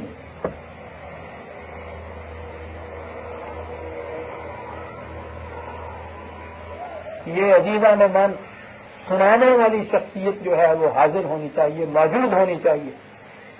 یہ سارا خلفشار آپ کے یہاں پیدا ہوا, سنانے والی وہ جو اتھارٹی تھی وہ نہ رہی آپ کے پاس. اب کوئی میں نے پڑھ لیا, کچھ انہوں نے پڑھ لیا, اس نے پڑھ کے سنا دیا, پڑھنا نہیں ہے تو اس سے نہیں کام کرتا. تسمعون,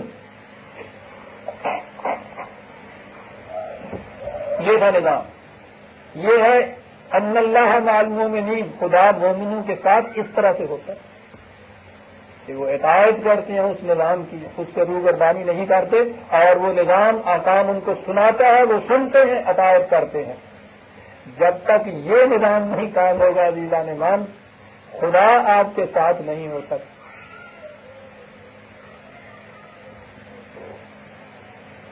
اب یہاں کہا گا تم تسمعون، برا حال ہے کہ تم سن رہے، قرآن ہے عزیزان مان، میں نے عرض کیا ہے نا، کہیں نکلتی نہیں دیتا۔ اب سننے والی بات جو تھی اس میں بھی سمجھ میں آ گئی کہ ایسے بھی چور آئیں گے درمیان میں۔ کہا وَلَا تَكُونُوا كَالَّذِينَ قَالُوا سَمِعْنَا وَهُمْ لَا يَسْمَعُونَ، کہیں یہ نہ سمجھ لینا، ان لوگوں کی طرح نہ ہو جانا جن سے پوچھا سن لیا، انہوں نے کہا سن لیا، درا حال ہے کہ انہوں نے سنا نہیں تھا۔ یہ کیا بات ہے، سنا نہیں تھا، بولے تو نہیں تھا۔ سننے اور سننے میں فرق اس سے پہلے آ چکا ہے قرآن کریم میں، وہ ینظرون و یبصرون کا فرق، یسمعون کا فرق بھی وہاں آ گیا۔ وہ دو لفظ ہے نا قرآن کہ یہ لوگ تمہاری محفل میں آ کے بیٹھے ہوئے ہیں، نظر یہ آ رہا ہے کہ یہ تمہیں دیکھ رہے ہیں، یہ تمہیں دیکھ رہے ہیں۔ میں اردو میں ہے ہی نہیں دو لفظ دوسرے تو میں بولوں کہ یہ دیکھ رہے ہیں، نہیں ترجمہ ہو سکتا۔ بولا یہ کروں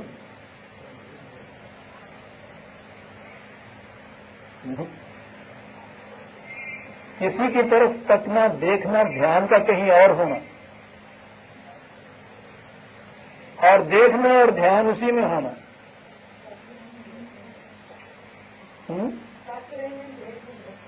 وہی بات تک رہے ہیں اور دیکھنے کی ہے یہ تو، لیکن بات بات تک رہے ہیں لگانا چلو بیٹ بیٹ تکنا چاہتا ہو دیکھ کے وہ اگلی کامیابی ہے نا، دیکھ نہیں رہے اس سے بات نہیں بنتی۔ یہ تو عربی بنائے کہیے قرآن کے ترجمے لوگ کہتے ہیں قرآن کے ترجمے ہو جائیں گے، اس زبان کے ترجمے ہو جائیں گے اسی طرح سے اس نے سماعت کا کہا ٹھیک ہے، نظر آ رہا ہے، کان لگائے ہوئے سن نہیں رہے، کتنا فرق کیا جاتا ہے۔ یہاں کہا نا ان تم تسمعون، بڑا حال ہے کہ تم سن رہے، ساتھ ہی کہا یاد رکھنا سننے اور سننے میں بڑا فرق ہوا کرتا ہے۔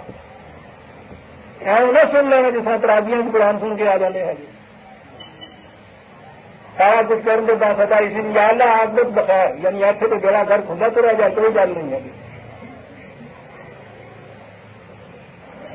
وَلَا تَكُونُوا كَالَّذِينَ قَالُوا سَمِعْنَا وَهُمْ لَا يَسْمَعُونَ، یہ نہ کہہ دینا کہ جی سن لیا ہے، برا حالے سے سنا نہیں ہے۔ یاد رکھو ان شر الدواب عند اللہ الصم البکم الذین لا یعقلون، یہ ہے سننا۔ بدترین مخلوق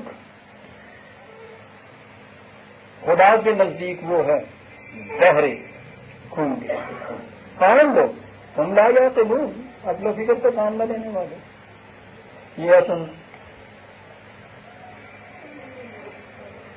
اب سوال یہ پیدا ہوا کہ یہ اتنی بڑی مخلوق سماعت رکھتی ہے، کان رکھتی ہے، سن رہی ہے، پھر یہ یوں کیوں نہیں سن رہی ہے جیسا قرآن کہتا ہے کہ سن رہی ہے؟ وہ یا کہ لون والی بات تھی نا۔ عزیز عالمین، جتنے قرآن ہم سنتے ہیں اس میں یہ یا کہ لون کی بات کبھی آتی ہے؟ یعنی اس میں عقل و فکر کو کوئی دخل ہوتا ہے؟ کیا یہ سننا ہے؟ کیا اس سننے کا کوئی فائدہ ہے؟ سوال کا ترجمہ کر رہا ہوں۔ وہ شرط دباب کہتے ہیں ان کو۔ سنتے ہیں قرآن کی، خدا کی بارگاہ سے ہمیں شپت کیسے مل رہے ہیں؟ نام کیا ہمارے رکھے گا؟ بدترین مخلوق۔ کہا کہ یہ جو عام لوگ ہیں، سوال پیدا ہوتا ہے کہ یہ سارے وہ جتنے مخالفین تھے، جو قریش مخالفین، مشرکین مخالفین، ہر دور کے مخالفین، اور اس دور میں ہم سب، کہا یہ ہے کہ بھئی یہ پھر یہ کیا ہے؟ خدا نے یہ کتاب بھی نازل کر دی، یہ کچھ بھی ہو گیا، سنایا بھی جا رہا ہے، پھر وہ خدا ان کو سنا کیوں نہیں دیتا؟ یعنی پھر وہی بات آ گئی، یہ بھی کام کیوں نہیں کر دیتا ہے آپ سے آپ ہی کہا وَلَوْ عَلِمَ اللَّهُ فِيهِمْ خَيْرًا لَأَسْمَعَهُمْ، اگر ان کے اندر یہ چیز جو تھی، استعداد و صلاحیت جو ہے سننے کے لیے ریسپٹیو مائنڈ کا ہونا کہ وہ سننا چاہتے ہیں، سمجھنا چاہتے ہیں، اگر ان میں یہ چیز ہوتی تو پھر تو کہا یہ ایسے ہے جیسے کہ پھر تو خدا ان کو سنا بھی دیتا. یعنی آپ نے دیکھا کہ پھر خدا سنا دیتا ہے، وہ خود ہی تو سننا تھا، ان کا انداز ہے قرآن کا یہ بات کہنے کا کہ تم ہمیں کہتے ہو نا خدا کو کہ تم نے سنا کے نہ دیا ان کے ساتھ. تو کہا کہ اگر ان کے اندر یہ سننے کی چاہت ہوتی، اس کے لیے خواہش ہوتی، ایک رغبت ہوتی، ریسپٹیو مائنڈ ہوتا، قبول کرنے کی بات ہوتی، کچھ توجہ دینے کی بات ہوتی، یہ چاہتے کہ کچھ معلوم کریں، نہ ہی اس کے بعد اس کو قبول کرتے، اتنا تو ہوتا. اگر اتنا سا کچھ کرتے لَأَسْمَعَهُمْ تو وہ ان کو سنا دیتے. وَلَوْ أَسْمَعَهُمْ تَوَلَّوْا وَهُمْ مُعْرِضُونَ. قبل اس سے کہ میں اس کا مفہوم بیان کروں، یہ آپ کے پاس اگر یہ نسخے سامنے ہیں تو ان الفاظ پہ رکھیے یاد، اور ان کا ترجمہ اگر نیچے ہے تو اس کو ذرا دیکھیے، اور پھر دیکھیے کہ کس مشکل میں پھنستا ہے آدمی. یہاں 1000 سال سے یہ آیت ہے، میں دیکھتا چلا آ رہا ہوں جن کے سامنے تھی، یہاں آگے جو پھنسے ہیں سلجھن کے اندر نکل ہی نہیں پاتے. اور بات اتنی سی تھی، وہ جو کلیدی تالا ہوتا ہے نا وہ حرفوں والا. بہرحال سنیے یہ کیا مشکل تھی ان کی.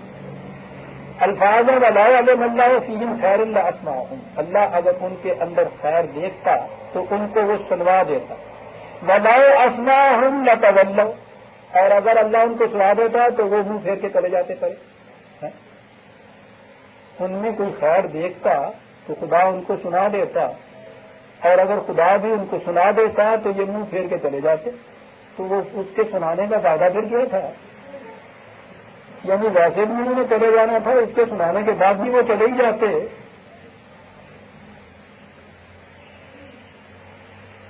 یہاں آنے کے بعد سب رکتے. یہ ہوا کیا؟ ہونا تو یہ چاہیے تھا نا کہ اگر اللہ ان میں کوئی خیر دیتا ان کو سنا دیتا، اور اگر اللہ ان کو سنا دیتا تو پھر کے کبھی منہ پھیر کے نہ چلتے. یوں بات ہونی چاہیے تھی. کہا یہ جا رہا ہے کہ اگر ان میں یہ ہوتی تو اللہ سنا دیتا. بات اتنی ہی ہے. عزیزان من قرآن کا انداز دیا، سنیے وہ کیا کہتا ہے. اگر ان کے اندر یہ چیز ہوتی پیدا، دل کے اندر یہ خواہش اور یہ چاہت پیدا ہوتی کہ ہم نے کچھ سننا ہے، پھر اس کے بعد دیکھنا ہے، پھر غور و فکر سے کام لینا ہے، پھر فیصلہ کرنا ہے کہ قبول کرنا ہے یا نہیں کرنا، یہ چیز ہوتی تو اسمعہم، پھر ہم ان کو سنا بھی دیتے. اور آگے ہے کہ اگر اس کے بغیر جیسا تم چاہتے ہو ہم زبردستی ان کو سنائیں تو سننے کے بعد بھی یہ منہ پھیر کے چل دیں گے. واہ واہ.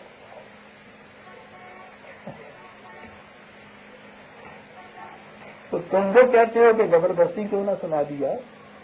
کہا زبردستی جب جس کو سنایا جاتا ہے تو اس کے بعد تو اس کی کیفیت یہ ہوتی، اسی زبردستی کسی منڈے میں اسکول بھیجو جائے، 2-3 دن نال چھٹ کے بھی چلے جائے، کسی ایک دن بھی گھر بٹھا لے، رستے سے پھر ہوا ہو جاتا ہے.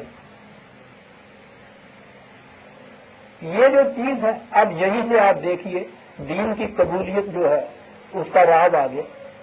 خدا کہتا ہے کہ اگر ان کے اپنے ارادے اور خواہش کے خلاف اگر ہم کسی طرح سے زبردستی ان کو ٹھوس بھی دیتے ان کے دماغ میں، خدا خود کہتا اس کے باوجود اس کے بعد سنت ان کی ہوتی ہے منہ پہ چل دیتے.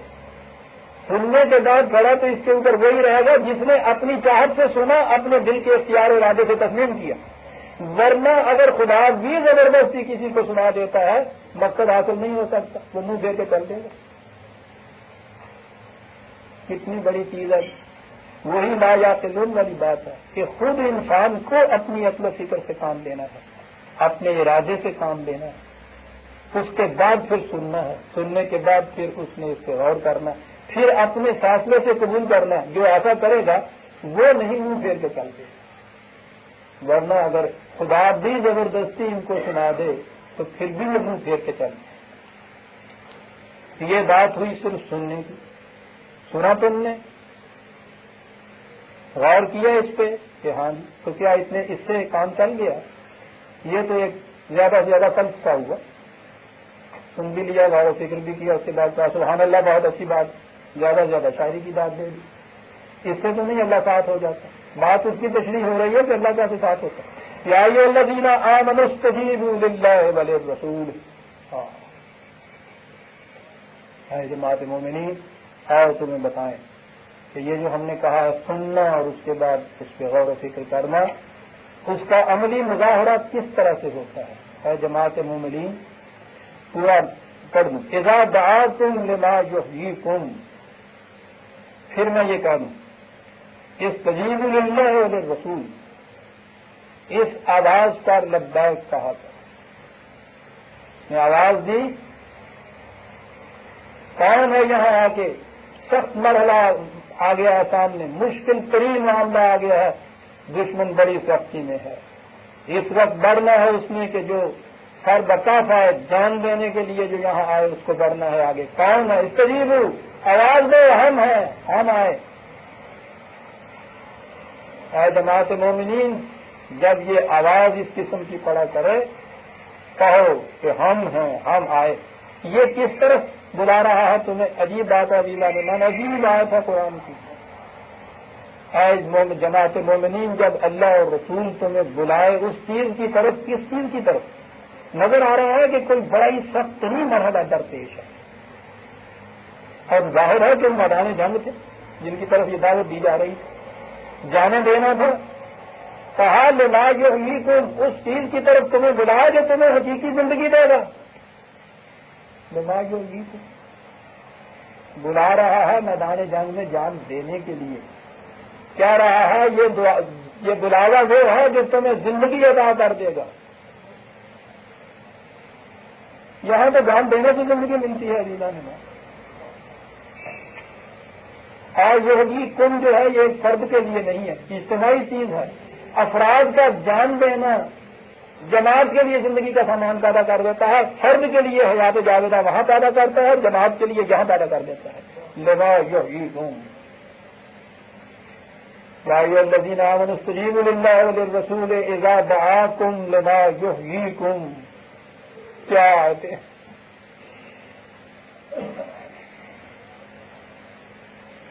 پکار رہا ہے، آؤ، کون ہے جان دینے والا؟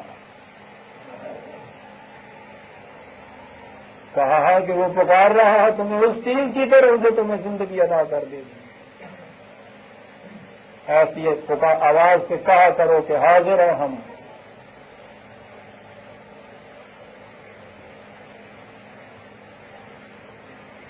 بات تو وہ غزل کے شعر کی ہے، برجستہ ذہن میں آ جاتا ہے، اس وقت بڑے پیارے انداز میں حضرت نے کہا ہے، پوچھتے ہیں وہ جان اساروں کو، بڑا پیارا شعر ہے، پوچھتے ہیں وہ جان اساروں کو، تم بھی حسرت اٹھو سلام کرو۔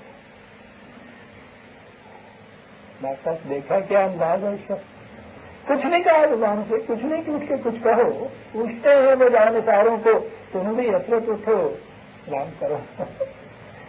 استجیبوا للہ وللرسول اذا دعاکم لما یحییکم، وہ پوچھ رہے ہیں کون ہے جانسار، زبان سے کچھ نہ کہو، اٹھو۔ یہاں پھر وہی بات کہی، استجیبوا للہ وللرسول، وہی دونوں باتیں آئی ہیں، اللہ اور رسول کی آواز پہ لبیک کہو، اور آگے ہے اذا دعاکم، وہی بات کہتی ہے۔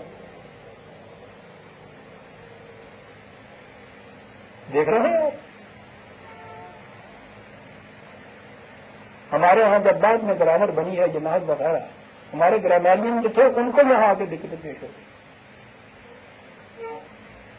قرآن جیسی کتاب اور عربی زبان کے اندر تو وہ ذرا قاعدے قانون سے ان کا ایک اعراب ادھر ادھر ہو جاتا تھا، تو وہ تو بڑے نازک واقع ہوئے تھے اس معاملے میں، بڑے لکھنوی واقع ہوئے تھے وہ صاحب اس چیز کو، جی ہاں، بڑے سے بڑا ان کے ہاں کا جو خطیب ہوتا تھا، سارے خطبے کے اندر ایک تلفظ یا ایک اعراب غلطی کر جاتا تھا، سارے اٹھ کے چلے جاتے تھے، اور ان کو اس کی احتیاط اتنی برتنی پڑتی تھی۔ بات یاد آ گئی، نظام عطا بن واصل معتزلہ کا پہلا امام، 16 بار خطیب، بے نظیر شخص، لیکن زبان میں ایک مقام سے کچھ قطع نہیں، گرا سی تھی، رے کا حرف جو تھا وہ صاف نہیں نکلتا تھا زبان میں، اور لاڑیا میں جگہ کہنا چیڑی نو چیری کہنا ہے، روڑے میں روڑائی کہنا، ویسے پڑھتے چلے جائیں، اردو بڑا صاف پڑھتے چلے جاتے ہیں، جو ہی اسی کو سمجھانے لگتے ہیں تو پھر رورائی کرنے سے چیری پھوڑ کر کے وہ کچھ ایسا تھا اس میں، یہ ہوتا ہے بھائی کا رے دقت سے نکلتی تھی.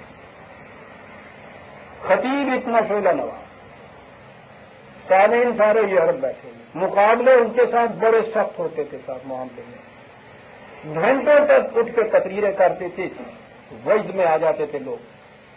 زبان کی وسعت ملاحظہ فرمائیے تھا، گھنٹوں تک وہ تقریریں کرتا تھا، کوئی لفظ نہیں بولتا تھا جس میں رے آ جائے. پتہ نہیں کون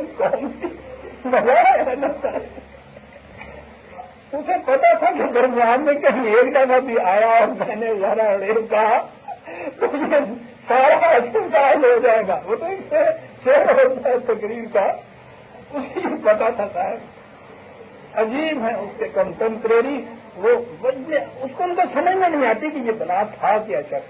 اور میں اس کی بات بھی نہیں صرف نہیں دیتا، میں تو اس زبان کی بات دیتا ہوں جس کی کیفیت یہ ہے. گھنٹے تک ایک خطیب اپنے اسی انداز میں بولتا چلا جاتا ہے. پھر اس کی بات یہ ہے کہ یہ بولنے میں آپ کو معلوم نہیں کہ تیزی کتنی، سرعت کتنی ہوتی ہے. خیال کا آنا، دماغ میں اس کا فیصلہ کرنا، اس کے لیے الفاظ کا انتخاب کرنا، الفاظ کا یہاں آنا، زبان سے ادا ہونا، اور یہ سیکنڈ کے ہزار میں کروڑ میں حصے میں ہوتا چلا جاتا ہے نا جی. اس سارے میں یہ کیفیت پیدا کرنا کہ جو کچھ بھی وہ کہتا چلا جاتا ہے اس میں لفظ کوئی ایسا نہ آئے جس میں رہ آ جائے. سارے لوگ اس میں سے گئے. ہاں، تو اس قسم کے نازک مزاج عرب وہ گرامر کی اس قسم کی غلطی کو برداشت کر سکتے تھے کہ تسمیہ آ رہا ہے فاعل میں اور ورب جو آ رہا ہے اس کے بعد فعل آ رہا ہے واحد کے سیغے میں. لیکن وہ جانتے تھے، کسی نے اعتراض نہیں کیا تھا. وہ جانتے تھے کہ اس کے معنی کیا ہے. وہاں نہ براہ راست خدا افراد سے کچھ کہتا تھا، نہ اس کا رسول اپنی طرف سے کچھ کہتا تھا. وہاں یہ ایک ٹیکنیکل ٹرم تھی، آج میں کہوں گا یہ ایک اصطلاح تھی اس دور کی کہ یہ جو نظام مملکت تھا اس کو وہ اللہ اور رسول سے تعبیر کرتے تھے، اور بڑی جامع اصطلاح تھی. نظام خدا کا دیا، پھر اس کے بعد ہر فرد کو اس کی اجازت نہیں، ہر امام کو اس کی اجازت نہیں کہ اپنی اپنی جگہ وہ بن بیٹھے اتھارٹی. وہ نظام جسے قائم کیا ہے خدا کے رسول نے سب سے پہلے، رسول اللہ صلی اللہ علیہ وسلم کے بعد حضور کے جانشین. جب یہ نظام ٹوٹا یہ سارا خاطرہ گندہ ہو گیا ثابت. اور پھر یہ سارے افسانے آپ کے ہاں آئے، مقربین بھی آئے، خدا کی طرف سے بھی آئے، مفسر بھی آئے، مجتہد بھی آئے، فقہا بھی آئے، مفتی بھی آئے، قاضی بھی آئے، سارے افسانے تحقیق آنے. بات یہی ہے اذا دعاکم لما یحییکم. ہاں آگے ایک بات آتی ہے. پھر یہ قرآن کریم کی وضاحت مشکل آیات میں سے آیتیں ہیں جو میں عرض کر رہا ہوں آج کے درس میں، اتفاق سے ساری ایک کے بعد دوسری آتی چلی جاتی ہیں. وَاعْلَمُوا أَنَّ اللَّهَ يَحُولُ بَيْنَ الْمَرْءِ وَقَلْبِهِ وَأَنَّهُ إِلَيْهِ تُحْشَرُونَ. یاد رکھو، سن لیجیے بات کیا ہو رہی ہے. لبیک کہو نظام خداوندی کی اس آواز پر جب وہ تمہیں اس مقصد کے لیے بلائے جو تمہیں حیات بخش ہے، جو تمہارے لیے زندگی دینے والا ہے، زندگی دینے والا. بار بار جہاں میں آتا ہوں عزیزہ نمان اپنے میں نہیں رہتا جس عجیب انداز سے قرآن نے یہ کہا ہے. اور اقبال نے کس عجیب انداز سے یہ بات کہی ہے، کبھی جان اور کبھی تصویر میں جان ہے زندگی. اس کو بھی قدرت نے عجیب نعمت سے نوازا تھا. ٹھیک ہے، ہم حالات کے اندر جان کی حفاظت زندگی ہے. کبھی وہ وقت بھی آ جاتا ہے کہ جب جان کا دے دینا زندگی ہو جاتا ہے. برطرف اندیشہ سود و زیاں ہے زندگی، ہے کبھی جان اور کبھی تسلیم جان ہے زندگی.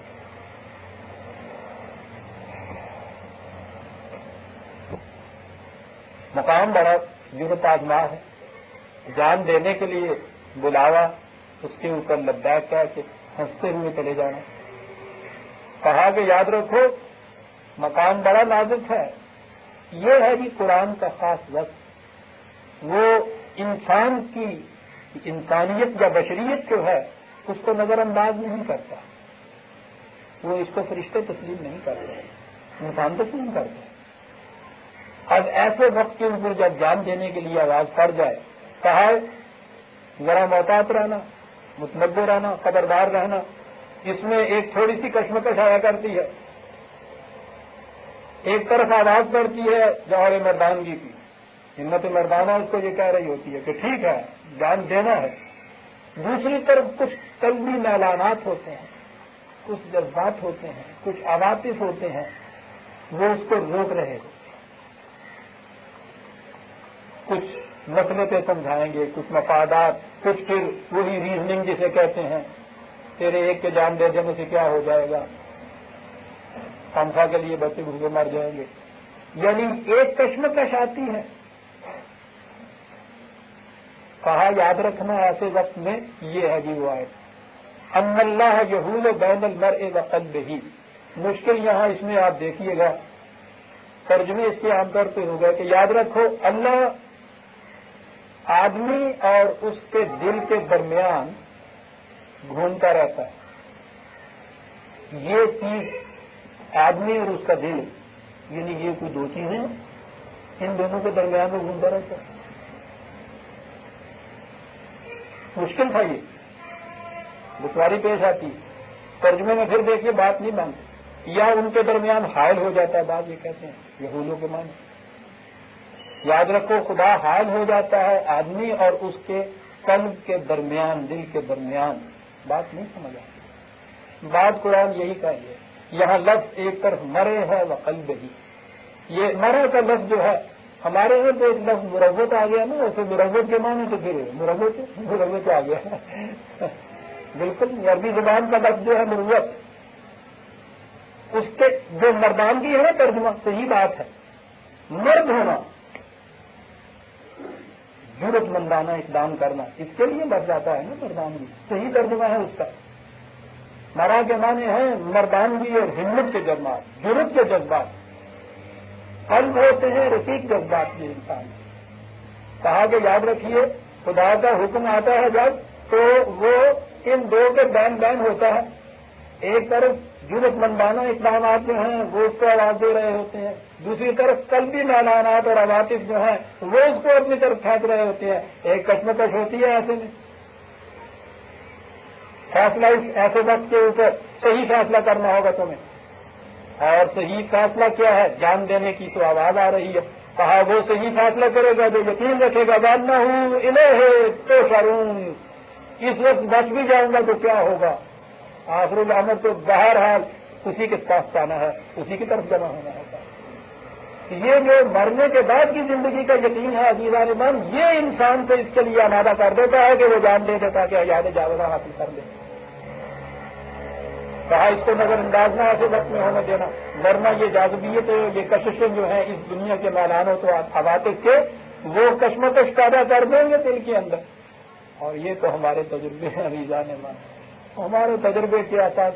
ہم نے تو اب وہ کشمکش بھی پیدا نہیں ہوتی, وہ مروت اور جذبات جب جرأت و مردانگی تو مدت ہوئے ختم ہو چکے ہوئے. اب تو میلانہ تو عواطف ہی فیصلے کرتے ہیں ہمارے.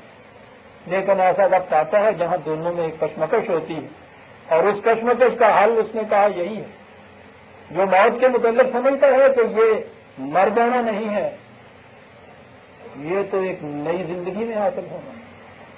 زندگی جوئے روان است رواں خواہد, یہ تو ایک ندی ہے, ٹوٹتی نہیں, میدان سے سینے گلستہ میں داخل ہو جاتی. فرق تو یہ کہا یہ شخص ہے جو ایسے وقت میں صحیح فیصلہ کرتا ہے.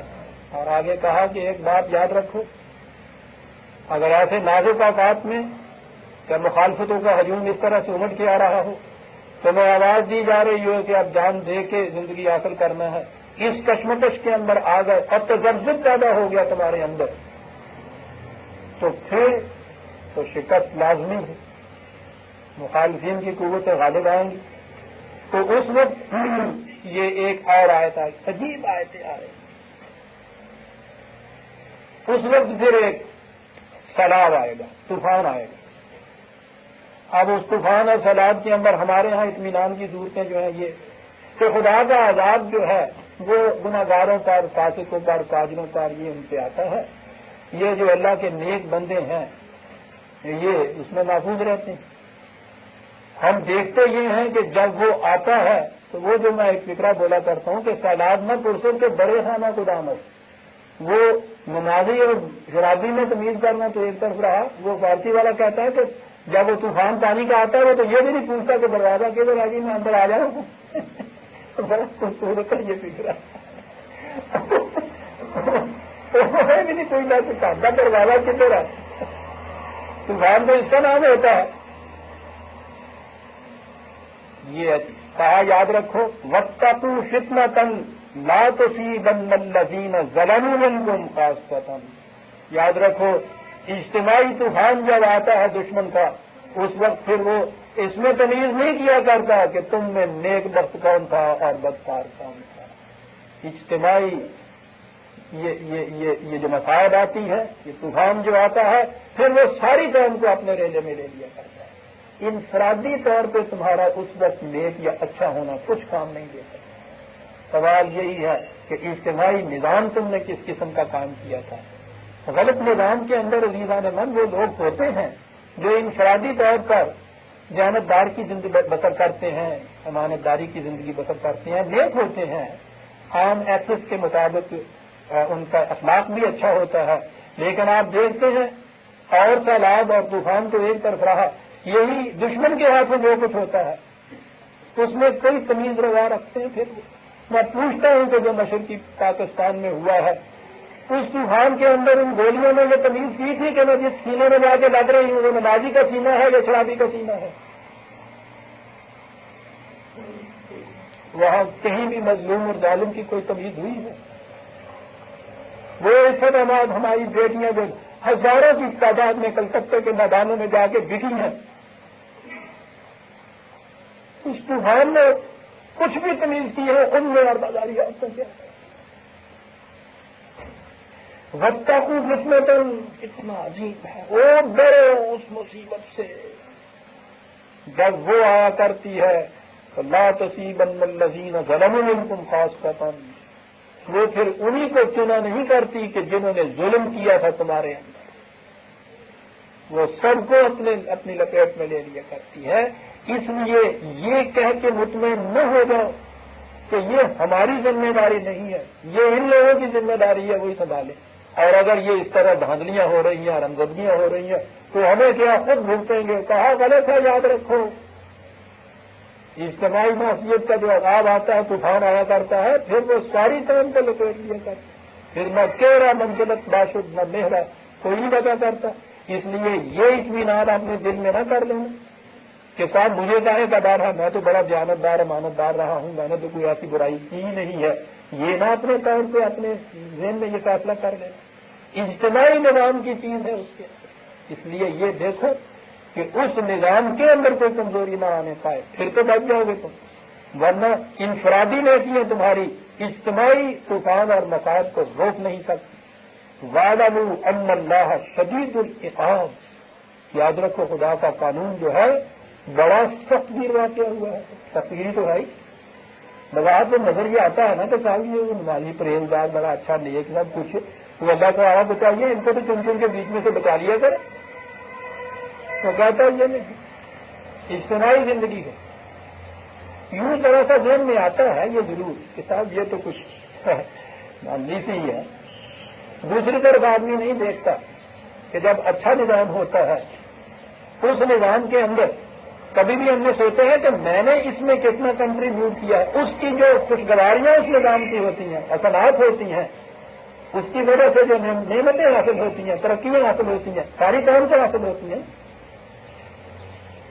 اس میں ہم نہیں کہیں کہتے کہ صاحب ہمیں حصہ رسمی ملنا چاہیے کہ میں نے تو اس میں کوئی زیادہ حصہ نہیں لیا تھا، یہ نہیں ہوتا۔ وہ تو ہم سب دیتے ہیں کہ ہمارا حق تھا جیسے، لیکن جب اجتماعی بد کرداری کی بنا پر اس قسم کے مشکلات آتی ہیں تو اس وقت یہ ذہن میں ہوتا ہے کہ صاحب اس میں دیکھیے نیک بخت بھی خان کا گیہوں کے ساتھ گھوم کس کے اجتماعی نظام میں عزیزان مان جو نمایاں خداوندی ملتی ہیں، یہ زندگی کی خوشگواریاں ملتی ہیں، وہ بھی تمام قوم کو ملتی ہیں، اور جو قوم کی اجتماعی بد کرداری سے عذاب آتا ہے دشمن کے ہاتھوں سے، اس میں بھی ساری قوم شریک ہوتی ہے، افراد نہیں بچتے۔ اور اسی سے نظر آ گیا کہ یہ جو ہمیں انفرادی نیکیاں اور انفرادی نجات کا صدقہ واضح دینے والے آتے ہیں، کس قدر ہمیں مغالطے میں رکھتے ہیں۔ وَاعْلَمُوا أَنَّ اللَّهَ شَدِيدُ الْعِقَابِ، یاد رکھو خدا کی گرفت بڑی سخت ہے۔ وہ پیچھا کرنے کے اندر ایک عام کا لفظ عجیب ہے، کسی مجرم کا پیچھا کرنا۔ ہمارے ہاں بھی یہ جو کیٹل لکھ کر یہ مویشی سنانے والے ہیں، اس کے پیچھے وہ سراغ گانے والے وہ پیروں کے نشان تو وہ چل دے گے، یہ ہوتا ہے کام مجرم کا پیچھا کرنا اور اس کو جہاں بھی ہو وہاں پکڑ لینا، خدا کا عذاب یہ ہوتا ہے۔ یاد رکھیے ہم آج سورہ انفال کی آیت 25 تک آ گئے عزیزان مان، اور سلسلہ کلام اسی طرح سے آگے چلتا جائے گا۔ اور یہ جو ابھی میں نے یہ بات کی ہے کہ یاد رکھو جب آواز دی جائے گی جان دینے کے لیے تو ایک کشمکش تمہارے سینے میں برپا ہو جائے گی، محتاط رہنا اس کشمکش سے۔ اگلی آیتوں کے اندر اس کشمکش کو بتایا ہے کہ یہ کشمکش کس وجہ سے پیدا ہوتی ہے، کہا کہ یہ مال کی محبت اور بیوی بچوں کا پیار ہے جو حائل ہوا کرتا ہے درمیان میں، لیکن یہ بات ہم آئندہ لیں گے کیونکہ اگلی آیت میں یہ آتا ہے ربنا تقبل منا انک انت السمیع العلیم۔